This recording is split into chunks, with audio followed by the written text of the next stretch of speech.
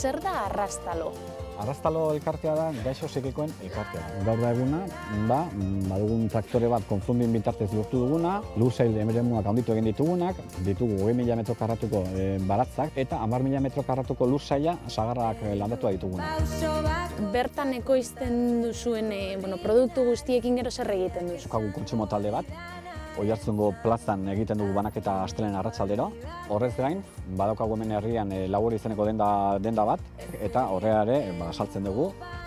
Iaz, hasi ginen ikastolarekin gure produktua saltzen, eta egia esan oso gustora daude.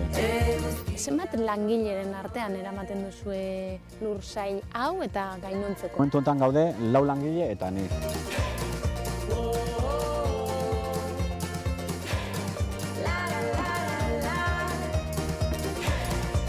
Lourdes, egunon! Letxuga jaso dituzue, orain zein da hurrengo pausua? Orain banatu, ikastolara banatzen dugu. Zein da zure egoera, zure historioa? Zuk gaixotasun psikiko bat daukazu, ezta? Duela zenbat hasi zinen elkarte honetan? Orain dela 2 urte hasi nintzen, asistenta sozialan bitartez sartu nintzen, eta oso gustora nago lankideekin eta enkargatuak ere pazientzia handia du nirekin, eta laguntzen ja elkarri eta oso ondo pasatzen dugu baita ere, lan egiten dugu bitartean. Zer da lan hau zuretzat gaur egun? Alde batetik autoestima ematen du, eta bestetik relazionatzea behartzen zaitu, ariketa egiteare bai, eta hori dena gaixotasunan kontra da. Gaixotasunak egiten dizu geldiarazi, oso nekatua egonarazi, eta lanak berriz egiten dizuna da mugimendu hori behartu. Eta horrek onura sortzen dizu.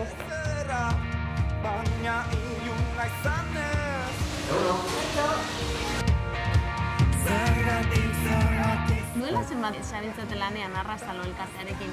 Joan den urtean hasi ginen, eta egia esango oso gustua gaude. Esperientzia ona? Oso ona.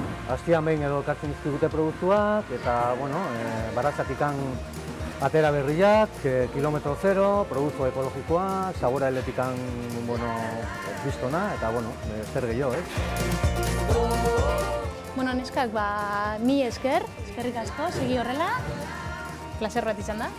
Mi esker zuri, eta animatu nahi nuke jende guztia, gure saskia jasotzea, ze produktu ekologikoa da, hemen Oiartzunen egina, eta sano-sanoa. Animatu beraz. Animatu.